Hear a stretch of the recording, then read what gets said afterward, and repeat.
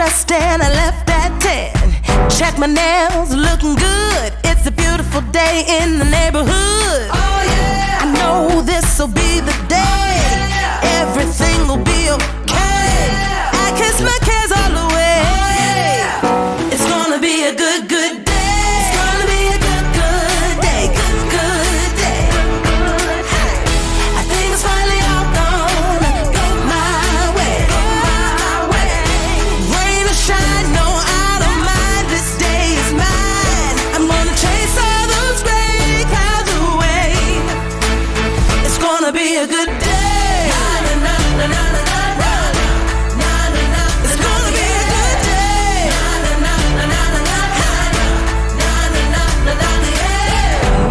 Cry myself to sleep and thinking better days are a far off dream.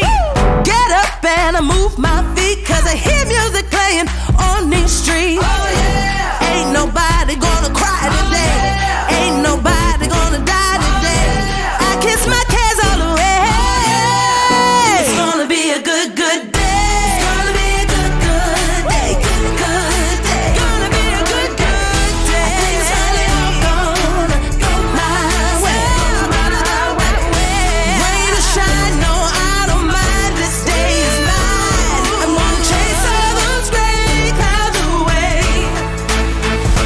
Be a good day. It's beautiful.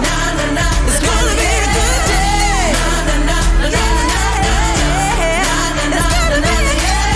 No more crying myself to sleep and thinking better days are a far off dream. Get up and I move my feet, cause I hear music playing. It's gonna be a good, good day. It's gonna be a good, good day. Good, good day. I think it's finally all gonna go my way. Rain or shine, no, I don't mind. This day is mine. I'm gonna chase all those gray clouds away. It's gonna be a good day. It's gonna be a good day. It's gonna be a good day.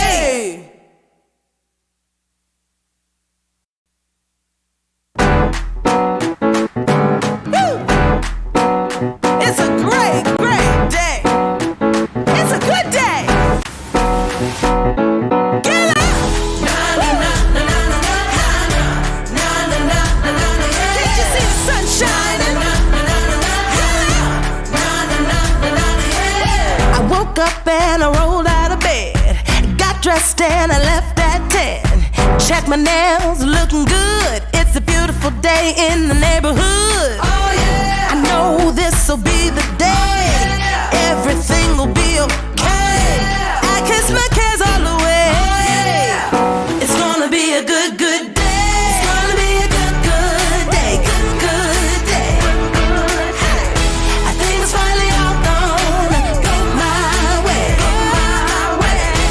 Rain or shine, no, I don't mind. This day is mine. I'm gonna chase all those gray clouds away. It's gonna be a good day. It's gonna be a good day.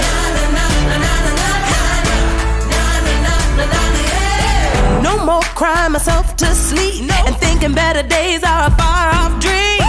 Get up and I move my feet, cause I hear music playing on these streets. Oh yeah. Ain't nobody gonna cry today. Oh, yeah. Ain't nobody gonna die today. Oh, yeah. I kiss my cares all away. Oh, yeah. It's gonna be a good, good day.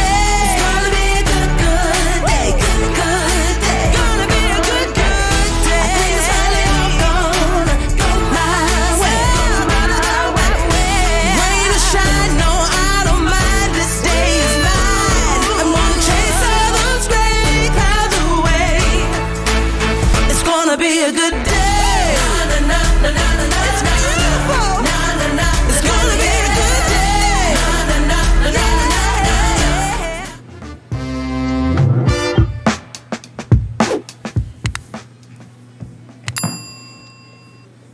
It's an honor to be with you guys today here for episode 804. Just let that sink in for 1 second there. 804 times you've logged in and listened, right? And hopefully learned a little something about real estate. That's the idea. Each morning, we do our social media check-ins before we get started.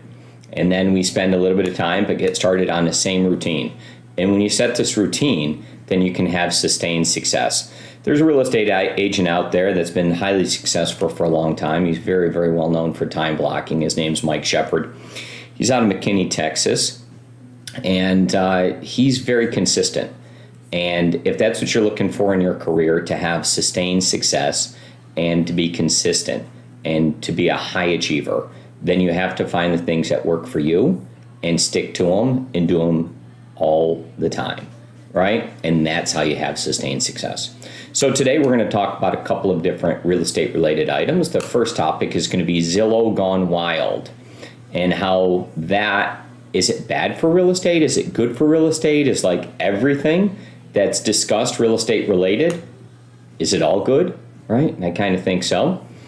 And then local real estate growth patterns. I'm going to show a couple of things off on a map and let you see some local patterns that are emerging and the way that some things go. And we'll kind of discuss that from a real estate perspective and see what's happening there.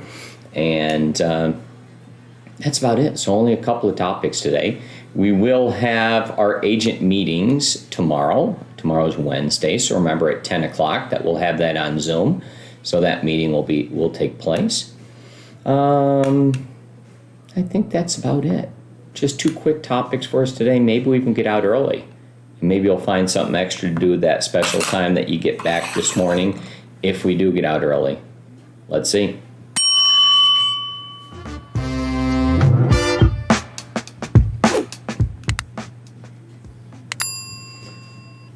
Zillow gone wild. Content creators love real estate. So all these social media content creators, right? They do want to be putting stuff out there all the time, and they want to have people following them.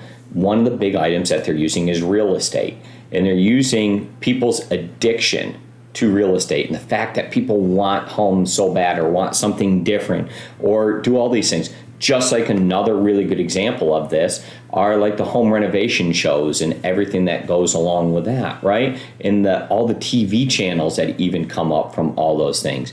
People buying stuff and the DIY craze and everything going on. How is this for real estate, right? And the answer is, I believe that almost any publicity or any attention is good attention. I believe that there's a lot of people that currently are obsessed with real estate. And they talk about it all the time. If you ever go out to the restaurant and you're just sitting there and you're talking with whomever you're talking with, and then you hear some chatter off in the distance, you know how you can like hear a voice every once in a while, you hear somebody saying something. And you just listen in for a second because it's just kind of hits you, right? And all of a sudden you listen and they're talking about real estate too. And no, it's probably not appropriate for you to go over and chime in and talk to them about what's going on in your world as well. But it's amazing how much people talk about real estate, about the appreciation, about what they've done, about what they would like to do, about what their neighbor did, because everybody knows they talk and people gossip, right? So that's going to get a lot of discussion. But let's go ahead and take a look at this article we have here, and we'll chat that link in for you. Don't fear the content creators. Why Zillow gone wild is not bad for real estate agents. So like I said, almost any publicity is good publicity, right? It's showing these properties off in a light, and people like putting themselves on the side and showing off the properties and doing all those types of things, right? So we'll just scan through the article here and we'll chat it in for you. And I believe the same thing. Anytime that you have publicity on something, it's going to be good. The amount of views that are on something is tremendous. If you just log into your MLS and think about this and look at how many times somebody viewed, clicked, scrolled, or whatever the metrics are for your properties, and you see where that happens to be. Maybe it's on your MLS account. Maybe it's on like realtor.com. Maybe it's on Zillow. You'll see how many times it was viewed there. And then realize that it also goes out to all the other brokerage websites and how many times it's viewed there and how many times it picks up in somebody's search and how many times it's shared online. And you look and you see all those shares, all those mentions, all the people that have put an eyeball on it. It's unbelievable to think about how many people are talking about real estate all the time and how many people are viewing it and scrolling it and wishing and hoping, and it's just tremendous. So I'm a firm believer in almost any attention is good intention, and you should continue to have no problems with any of these people doing those things.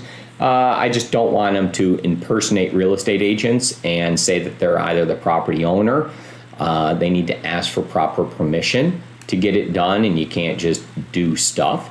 But this is an article here that I think you should take a minute and look through and see the unique social media approaches that people are doing and how it brings attention to it and how it helps them grow their followership. I think these people that you'll see here will have a lot of different views and a lot of followers. So if that's something that you're after, maybe this is a good idea for you to take an enhanced look at. That'll be in the chat, and you'll be able to take a look there in the description later on.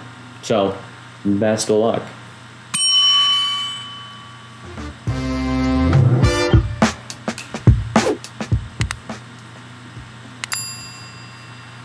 Hey there, let's talk about local real estate growth patterns. So if we think back a little while, I don't know how long you've been here in the Metroplex. It seems like, everyone's not from here, but some people are, right? Some people have been here for a long time. I think about an individual like Alana Patterson, who's lived here so much longer than everyone else and grew up here. Think about people that went to some local high schools or elementary schools here together, and they could tell you don't you remember when this was? And they'll say things like that, right? So as we talk about local real estate growth patterns, I want you to think about a couple of different intersections and think about how things were and think about where things are and where they're possibly headed. So I'm going to go ahead and share my screen and then grab control of the mouse after we get us over there. And I'll look at a couple of different items here. So up on the screen, just to orientate you here, we have 380 across the top. And then we have the tollway running down through here, and we have 121 and then 75 over here. So in general, if we would look back just a little while, 121 was a major growth corridor that kind of came all the way through here. And this used to be a 2-lane road, 1 lane each way, and it was dark as all get up. And there was nothing on it, like literally nothing. And you felt like it was really weird when I first moved to this area, and I would come out to the intersection where we're currently at, and I'd drive on 121 from maybe Preston, and you drive out that road. And it felt like if you drove just a little bit further, it was so dark and there was so nothing there that you might literally fall off the edge of the earth. Like the earth might end, and like if you're a flat earther, you definitely thought that 121 was where the earth ended, and after Preston Road, somewhere in the abyss just fell off and you would just be done. But it's not true, right? The earth is not flat. So no one luckily fell off there. But the local real estate growth patterns that do emerge is along 121. As that road expanded, you had a ton of growth along that road. Okay? But yet, if you look at it today, it's not full. It's not full at all. Because what happened is things grew north and things grew south along that road, the major road where traffic patterns are, where it's easier to go. The same thing emerged along the other roads as they are expanded, that traffic grows from them each way. So they'll take the big major roads, and in general, within this big road, there'll be a certain amount of distance to the north, the south, the east, or west, whichever way it happens to travel, and it develops most along there.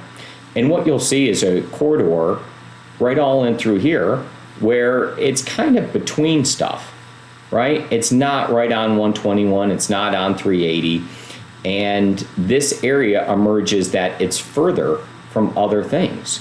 So it tends to be less developed or develops later because of the drive right to these major things. Now, you'll say that, hey, Mike, in specifically this property here, Brinkman Ranch, the reason that's not all developed is because the guy held out And if you've been around long enough, you've heard that like Disney was going to come there and stuff like that, but those were all just statements and rumors and stuff like that. But he waited long enough, and now he's starting to parcel this off, and that's starting to get developed. But you'll see that in general, close to the road is where stuff develops. And then I want you to think about some other things, and think about as you drive. A lot of people are going on summer vacation. And imagine that as you're driving, you look out the window. Okay, so as you're driving, just take a look out the window and see the next real estate sign that shows up on the side of the road. Okay, and then imagine what that's like to sell that property, because wherever you're driving to, you're probably going a decent distance. And you'll see a sign, and it'll say 100 acres for sale, 1,000 acres for sale, 64 acres for sale, whatever it is, right off the road. You'd be like, wow, that's interesting, right? You'll look at that, and then look around and turn your head, right? Like, well, there's land there and land there and land there. And so where all the stuff develops around is population centers where there's employment, okay? And as you're driving to your destinations for vacation, you'll see tons of land. And you'll realize that, oh my gosh, like, so if I had a buyer, they could buy this piece, or would the next person take, $10,000 less for their property? And could I get that one just a little bit cheaper? And how many houses or how many places do I pass to get a better price to find out exactly where it's at? So the local real estate growth patterns are typically along the highways first. And then if there's another road, it kind of skips up to that and develops off of it. In the interior places where they're harder to get to, down a dirt road, down a gravel road, a little bit further, not by the hospital, not by the, not by a population or employment center, is going to develop later. So I just wanted to bring up a map and show you some stuff and show you where the growth patterns happen to be. And then you'll start to see where they fill in. Now you'll see that instead of going into some of these interior places, they jump up even to the next city, to a Prosper, to a Salina, and develop on those big major roads, because people want access to the correct things. Now to develop, you also need water, and you need power, and you need natural gas and those things, and they tend to be along the major roads first. So that's how cities encourage growth, and that's how our local market has developed out. Remember yesterday I talked about how 80 new people a day are moving to Collin County, and really just think about that one, and think about where all that growth is, and think about where those people are located and what's going on. So just like a little refresher, little time to reflect on growth patterns and think why things are going, and then understand that there is still a lot of interior space that is still left to be developed. And let's see what you can find your buyers here in the very near future, because now is the time.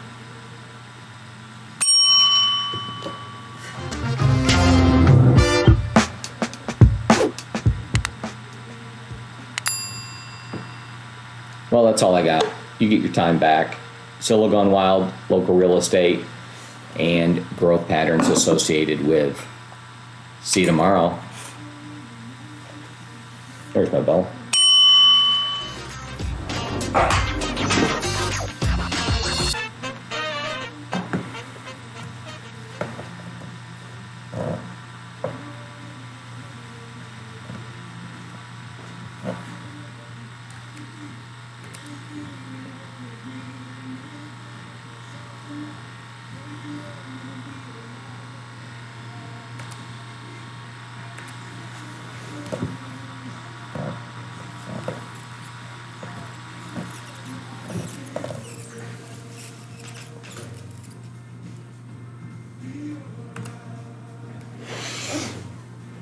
Okay. Yeah, I didn't get it, huh?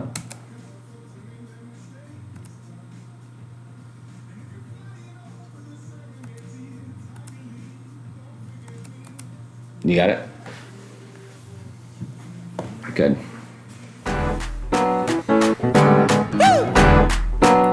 It's a great, great day.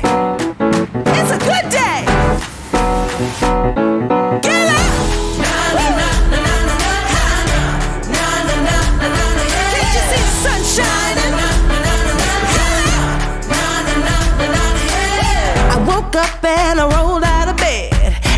dressed and I left